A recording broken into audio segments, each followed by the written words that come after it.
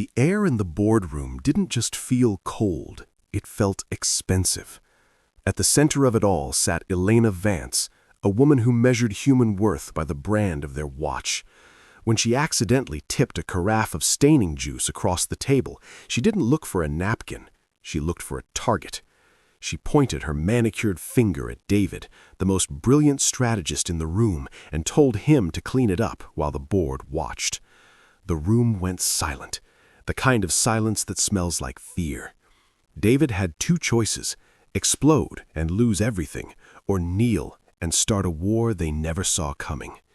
They thought they were watching a man break. They didn't realize they were watching him build a trap. Because when you treat a genius like a servant, you give him the keys to your destruction. This isn't just a story about a mess. It's about the man who decided that today was the day the empire would fall. The skyscrapers of Manhattan stood like jagged teeth against the gray morning sky. But inside the headquarters of Sterling and Associates, the atmosphere was even sharper. David Miller walked through the glass corridors with a rhythmic, steady pace that most people ignored. He was the senior data architect, the man who translated millions of lines of code into the billions of dollars the firm moved every single day. Yet, to the high-level executives who walked past him, David was part of the furniture. He was a quiet, unassuming man with deep-set eyes and hands that were always steady, a byproduct of years spent restoring antique clocks in his spare time. He knew how gears worked. He knew that the smallest screw, if turned just the right amount, could stop a massive machine dead in its tracks. Today, the machine was the quarterly merger meeting, and the gear that was about to break was Elena Vance. Elena was the kind of leader who led through exhaustion and intimidation. She didn't just want results, she wanted to feel the weight of her authority on other people's shoulders. As the boardroom filled with investors and senior partners, the tension was thick enough to choke. David sat at the far end of the long mahogany table, his laptop open, ready to present the data that would either save or sink the multi-billion-dollar deal with a tech conglomerate. He had spent 6 months preparing for this moment. He knew every flaw in the merger, every hidden debt, and every potential for growth. But Elena didn't want a partner, she wanted a stage. She began the presentation with a flourish, her voice echoing off the soundproof glass, painting a picture of a future that David's data knew was impossible. Halfway through her speech, Elena reached for her glass of water, but her hand caught the edge of a crystal carafe of dark staining juice. It tipped. The liquid spread across the white marble tabletop like a slow-motion disaster, soaking into the leather-bound contracts and splashing onto the hem of her $4,000 suit. The room gasped. Elena's face turned a shade of crimson that matched the spill. She looked around, her eyes darting for someone to blame. Her gaze landed on David. He was the only person in the room who wasn't flustered. He was the only one who looked her directly in the eye, not out of defiance, but out of a calm observation that she found insulting. "Clean this up," she snapped. Her voice was a whip. David didn't move at first. He looked at the spill, then back at her. The partners looked away, staring at their shoes. No one defended him. In that moment, the corporate hierarchy wasn't just a structure, it was a cage. Elena stepped back, her arms crossed, a smirk playing on her lips as she watched the most brilliant mind in her department soak up juice from her shoes. But David wasn't thinking about the juice. As his hands moved, he was looking at the bottom of the table, at the serial numbers of the encrypted hardware mounted underneath, and at the reflection of Elena's open laptop in the polished chrome of the chair legs. He spent exactly 3 minutes on the floor. In those 3 minutes, he saw things no one else noticed. He saw the flash drive she had left plugged in, the one labeled with the name of a rival firm. When David finished, he stood up and placed the soiled towels in the bin. The meeting resumed as if he were a ghost. Elena continued her presentation, her confidence doubled by the fact that she had just broken the man she feared was smarter than her. David sat back down, opened his laptop, and began to type. He wasn't taking notes on the merger anymore. He was writing a sequence of commands. He realized that the disrespect he had just endured wasn't an accident. It was a symptom of a rotten core. If she could do this to him in front of the board, what was she doing to the company's assets? He began to dig. While she talked about projected profits, David's fingers flew across the keys, bypassing the layers of security he had built himself. He wasn't breaking in, he was using the back door he'd left for maintenance. By the time the meeting adjourned, the deal was signed in principle. Elena was the hero of the hour. She didn't even look at David as she dismissed the room. David packed his bag, but he stayed behind for a moment. As the last investor left, he turned to Elena. "That was quite a performance," he said, his voice low and steady. Elena laughed, a sharp, cold sound. "It was a lesson, David. Know your place. You're a tool, nothing more." David nodded, almost as if he agreed. "You're right, Elena. Tools are very useful. But when a tool is mistreated, it stops working, and sometimes it cuts the hand that holds it." She didn't hear the threat. She only heard the compliance. She walked out, leaving him in the empty, juice-stained room. David went home to his small apartment filled with ticking clocks. He sat at his workbench and opened his personal server. The data he had pulled from the boardroom was more than just proof of a mistake. It was proof of a crime. Elena Vance wasn't just arrogant. She was a corporate spy. David left the Sterling and Associates building with a calm that unnerved the security guards who watched him go. He didn't carry a box of belongings or a heavy heart. He carried only his laptop and the quiet satisfaction of a man who had finally balanced an equation that had been lopsided for years. Behind him, the glass tower was in a state of controlled panic. Elena Vance had been escorted out through the service elevator, a final indignity she had never imagined for herself. The board of directors was scrambling to contain the fallout of the leaked data, but David knew that the rot went deeper than one executive. He had documented not just Elena's crimes, but the culture that allowed them to flourish, the silence of the witnesses, the laughter of the peers, and the blind eye of the leadership. For the first few weeks after his departure, David retreated to his workshop. The sound of ticking clocks was his only company, a rhythmic reminder that time moves forward regardless of human ego. He spent hours meticulously cleaning tiny gears and setting springs, a task that required the same precision he had used to dismantle Elena's career. However, the corporate world wasn't done with him. Word of the incident had spread through the industry like wildfire. In the aerial circles of elite finance and data architecture, people were talking about the analyst who had knelt to clean a spill and stood up to topple a giant. Some viewed him as a hero, others as a dangerous liability, but everyone was curious. Meanwhile, Sterling and Associates was hemorrhaging. The tech conglomerate they were supposed to merge with had pulled out the moment news of the security breach surfaced. The chairman, who had once looked at David as a mere tool, was now facing a revolt from the shareholders. They realized that by losing David, they hadn't just lost a staff member, they had lost the person who actually understood the architecture of their success. The invisible man had been the glue holding the entire operation together. Without his oversight, the algorithms began to glitch, the data streams became clouded, and the firm's competitive edge vanished almost overnight. One afternoon, David received a visitor at his workshop.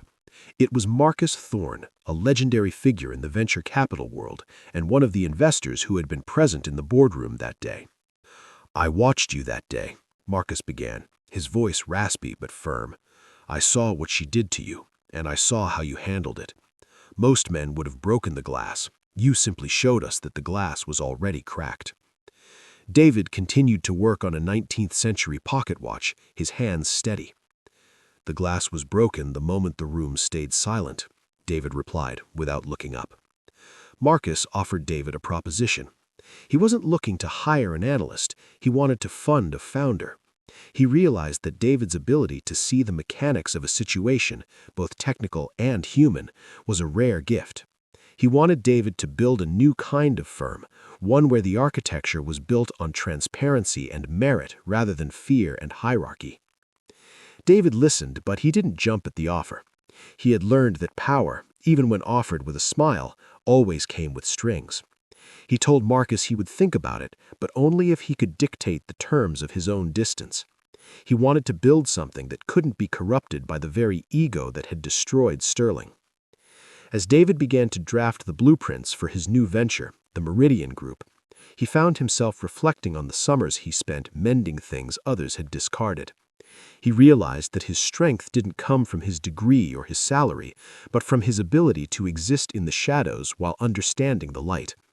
He began to reach out to the people Elena had overlooked, the junior analysts who were tired of being silenced, the secretaries who saw everything, and the IT specialists who kept the world running while being ignored.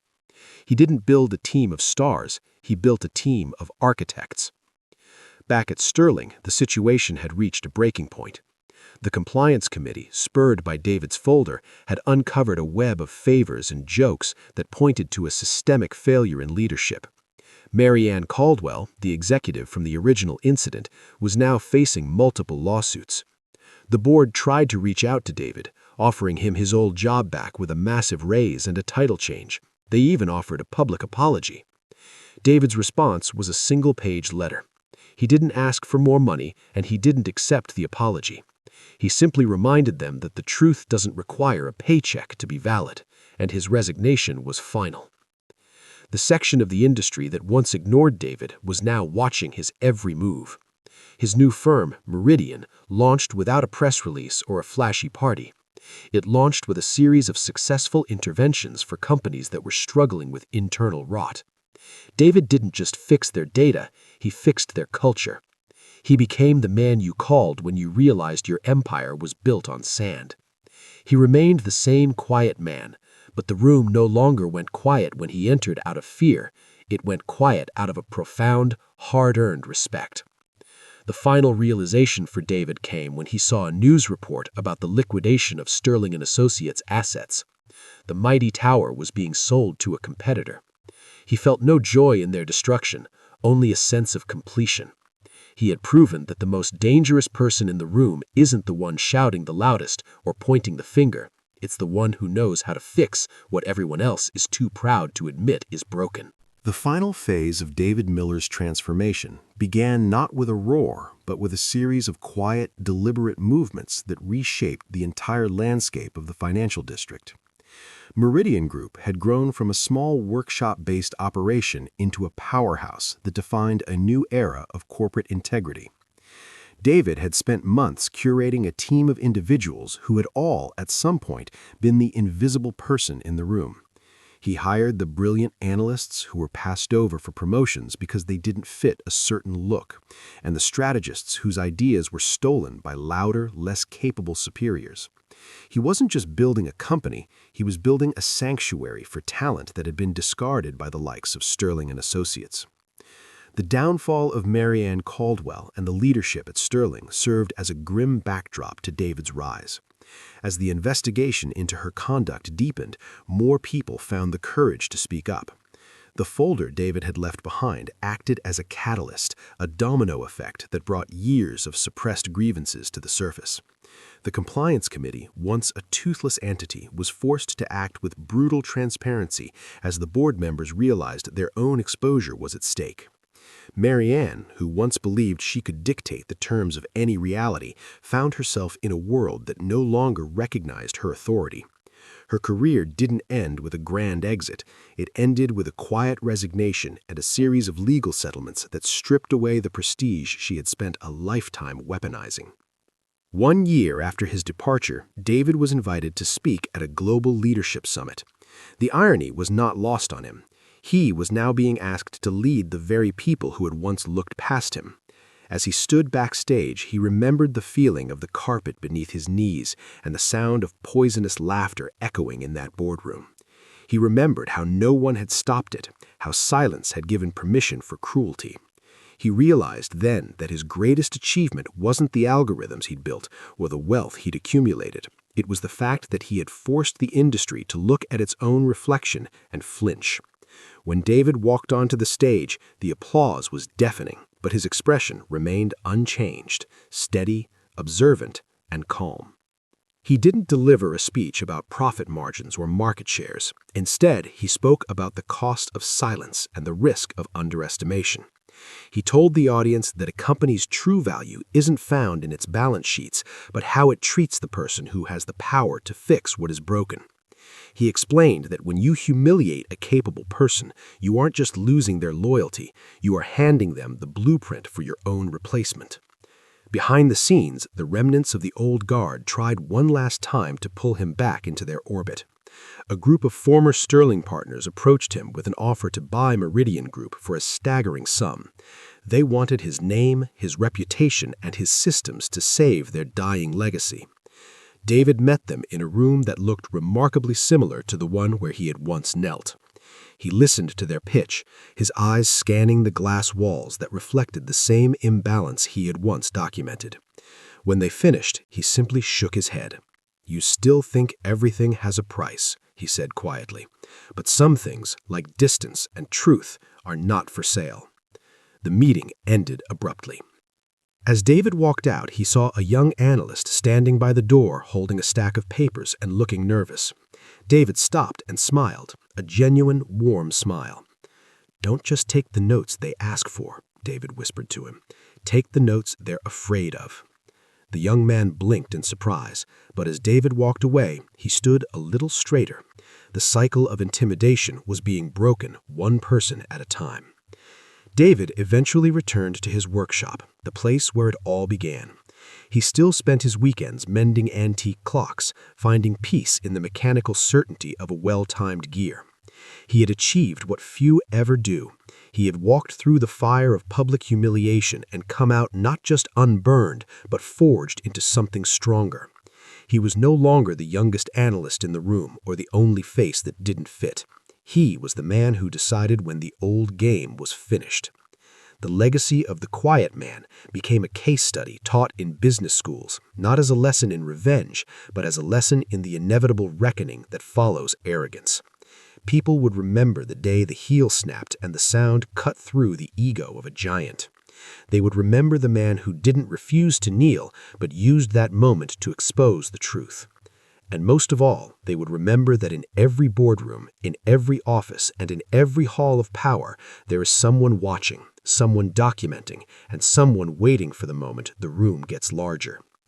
David Miller closed the door to his workshop, the soft ticking of 100 clocks singing in harmony. He had mended the world he lived in, and for the first time in a long time, the time was exactly right.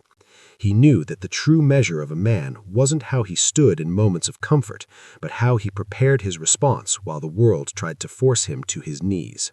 The architect had finished his final design, and the structure was perfect.